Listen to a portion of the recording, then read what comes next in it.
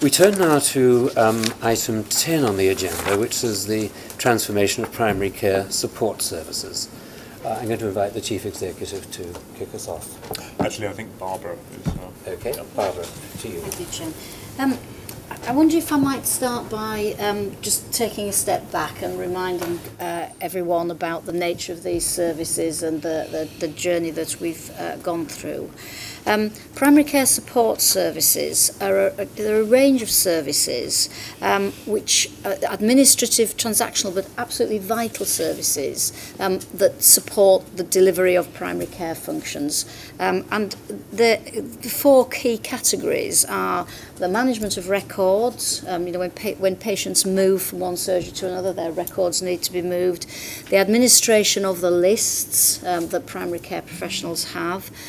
Ensuring that primary care contractors get payments, particularly GPs and optometrists, and another category, a slightly different category, which is the call and recall for certain vital screening services that are done in primary care, like cervical cytology.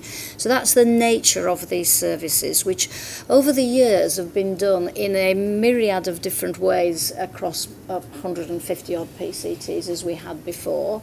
Around 20% of these services were already outsourced when NHS England took over. So a number of organisations external to the NHS actually deliver a fifth of these services. But our PCTs, 80% were delivered by PCTs, and as I say, in a very different set of ways, and often with different combinations of services going together and different definitions of the services. So the work that everyone has gone through to put us in a place where we fully and thoroughly understand these services and how we can ensure that these services are delivered in a way which make it the best for those primary care services, people delivering primary care services themselves to patients, making sure that this support gets the best possibly we can for patients and the best value for taxpayers' money. Just in the complexity of what's gone on, that's been quite a lot of work.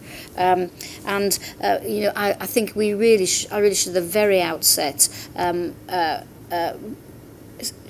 accept and say that, as on behalf of the board of NHS England, we do accept that what a difficult time this has been for this cohort of staff, often who for many, many years have been providing this vital services which have kept our general practice in particular, but other primary care supports, other primary care services from falling over by this very vital work that they do. But going back to the reforms, there was a decision running alongside the NHS reforms that the commissioning system would take a very significant reduction in its administrative costs in order to put more money into frontline services for patients. That total was 40%, and that applied to these services, to all the services that we have in the commissioning system. But because these were such vital services and the complexity of them, a decision was made because we had some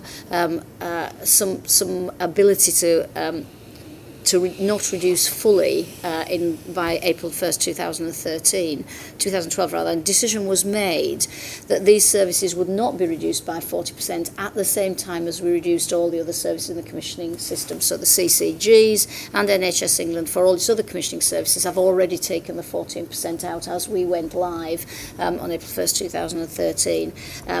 This cohort of staff and the service they were delivering was simply shifted into NHS England with the view that we would then go on to reduce those services by 40%, for which we have no choice because that is in line with the administrative cost envelope that we've been given. The very early board discussions, we felt that the timeframes meant that procurement or outsourcing of these services was not an option. And therefore we asked our area teams who oversee these services and our regional teams to look at in-house options as to how we could reframe these services in order to take 40% out of the costs. And that in-house option, as those in-house options were developed, it was evident that this would be sadly a significant number of reduction of the sites and a significant number of reduction in the number of staff working in these services, and in some instances the movement of staff from working in one area to another. But we continue to work through those in-house options, very much strongly looking for three things. One, which is the best services, the best support to services for patients. One is the best value for taxpayers, and the third is support to those staff who are delivering those services. Towards the end of last year, an offer was made to us by a company called SSCL. This is a joint venture with the Cabinet Office. It's a joint venture that's based on a joint venture which the Department of Health already has with a company called SBS. And actually that company already is a significant player in the currently outsourced primary care support service contracts. But there was a new framework was put in place by the Cabinet Office late last year, which meant that a procurement process had been through with the Cabinet Office, which would allow this company to bid to provide all these services. And the board at the time determined that this was a significant offer which could well meet our criteria of better for patients and better for the taxpayer, and that we should look at it. And accordingly, as we've moved through the last few weeks, we've reached a position now where we have been able to do a lot of work at appraising the options, not only of the in-house bid and the SSCL bid, but to have another look about that original decision we made about the potential for a full procurement, and to identify again through that option appraisal what would give us the best resolution. I again recognise that lots of staff and their representatives feel that we could have given them more information. We have tried really hard. I commend the HR staff and the staff in area teams who have worked very hard with the staff under difficult circumstances to keep them as fully informed as they ever could possibly have been, which was much easier with the in-house option than when a commercial option arose, to keep that level of information flowing. And also I commend the staff who have put in the support mechanisms for the staff in primary care support services who are being affected. But we have now reached the point whereby we do have the vast majority of the information we need to take us forward to make that decision.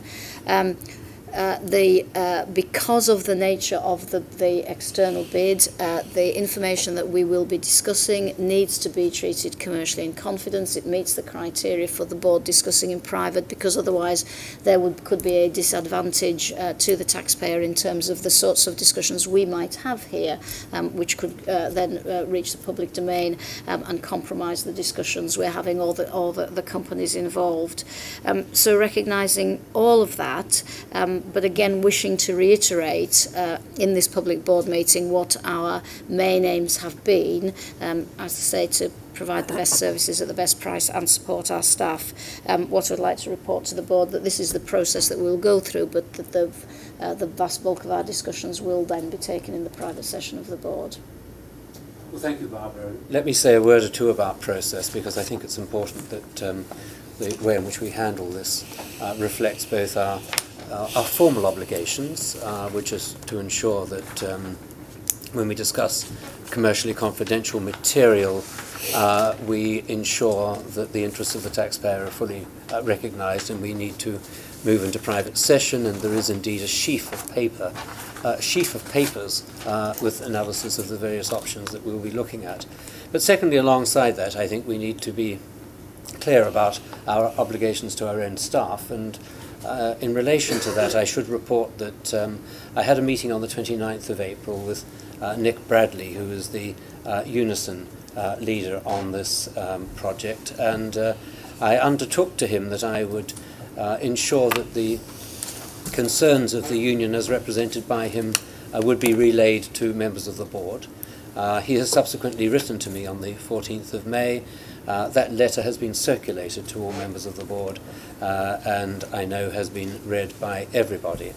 So I'm quite anxious to ensure that at this stage of the meeting we are able to think through a number of the issues that have been raised by the staff side, and to ensure that those concerns that have been expressed are represented in our thinking before we move into the private part of the meeting, where we will need to consider the competitive analyses that we've received. So that's the way in which I propose to handle the meeting. May I now invite observations from colleagues, bearing in mind what seem to me to be the important issues, which are the principles that are set out in paragraph 3 of the report that is before the board today. The safe transfer of services, the reduction in administrative costs, to which Barbara has already referred, developing a national specification with consistent standards and approach, delivery in line with our developing strategy for primary care, supporting the business needs of stakeholders, maximising the use of technology, and consultation with the workforce and their representatives. I would, just reiterating what Barbara has said, draw attention to the work that's been done, particularly by our own team, Helen Belair's and Sherry Axon, who I know have worked very closely with Unison and whose work I know is fully appreciated by Unison. So let me open the meeting now to any comments on Barbara's report. You said I was going to say, so Kieran. Sorry. It's back to the principles. I think it's there is something around how this fits with commissioning, which I understand, which maybe doesn't quite come out in the wording. And there's also the thing around the handling of staff well, and it's the horrible phrase that was going around about lift and shift, but knowing that there was this 40% cut coming in the future, and it's just the plea, which I know people are sensitive to, is just making sure that we handle the staff with the intelligence and the kindness, whatever the right word is, as much as we can. So it's just to endorse that as a principle. Absolutely. I mean, this is a very difficult time for staff, and of course it has all gone on longer for them because the staff who were involved in the initial reforms, this has been a very long time frame, which makes it really difficult, and everything we can do to support the staff, we will. I also know that the staff, at one stage, the board had hoped that it would be able to make a decision today and communicate it to staff, and I do completely recognise that staff would like that to happen.